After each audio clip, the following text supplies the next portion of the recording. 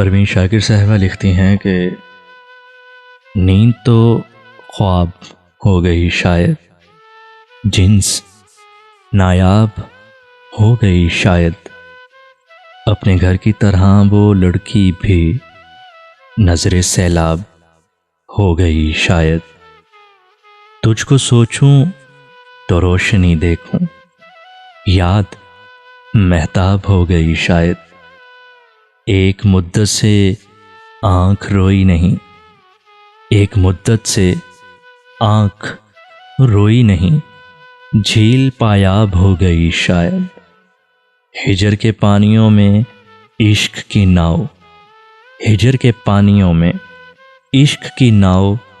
کہیں غرقاب ہو گئی شاید، چند لوگوں کی دسترس میں ہے، چند لوگوں کی دسترس میں ہے، زیست کم خواب ہو گئی شاید، نیند تو خواب ہو گئی شاید۔